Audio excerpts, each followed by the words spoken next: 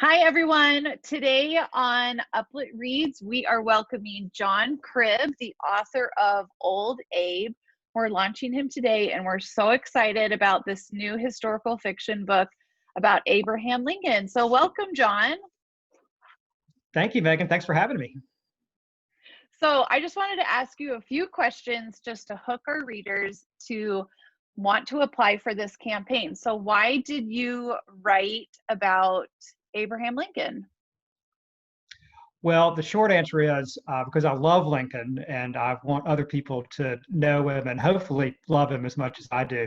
He has been a hero of history of mine for a long, long time, going back to childhood. And so this idea came to me several years ago, and I've been working on it for quite a while. So I hope that it will bring Lincoln alive for readers. Awesome. So what is the difference between Old Abe and the thousands of other Lincoln books out there? What can you tell us about why this is different? Well, you are right. There are literally thousands of other Lincoln books. They say there are more books written about Lincoln than anybody in history except for Jesus Christ, and I suspect that's probably true.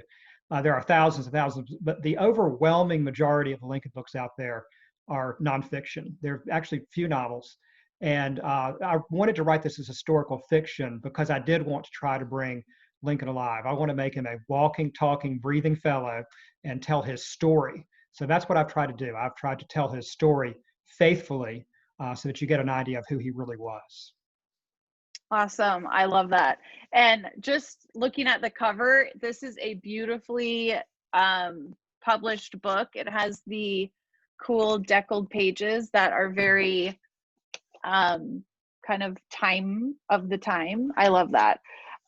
So what was your favorite thing that you wrote about in this book? What's kind of like one of those pinnacle moments in the book that you can tell us about?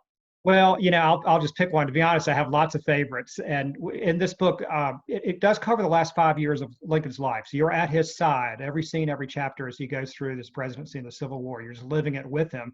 So you go through, historic, iconic moments like the Gettysburg Address and signing the Declaration of Independence. And then you go through many lesser known moments like the moments he stands over wounded soldiers in hospitals looking down in their faces, or the night he tries to dash into the White House stables to save his son's ponies and pet goats from burning to death, which is a true story. Um, I'll pick one kind of at random, one that I didn't know much about before I researched and wrote the book. It's just an astonishing story to believe it actually happened. But at the very end of the Civil War, when Richmond fell, Lincoln just decided he wanted to go into Richmond. And so he got into a boat on the James River with a handful of Marines and his young son, Tad, and they just walked into Richmond without hardly any guard. The city was still smoldering. It had caught fire.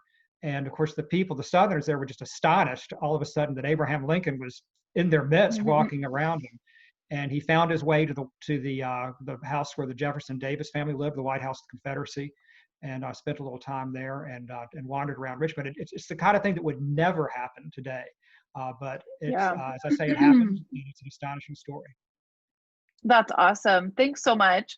We're really excited for this new campaign, and we hope that talking with John, we're going to have more Q&As and more videos with John throughout the campaign, but we're really, really excited to have something different and kind of a fun, timely novel with the election this year, and just learning more about presidents in general and those early days of the United States, I think is very, very cool. So thank you for getting on here with me, John. And yeah, we'll be seeing more of you in the near future. Thanks. I look forward to it. Sounds good.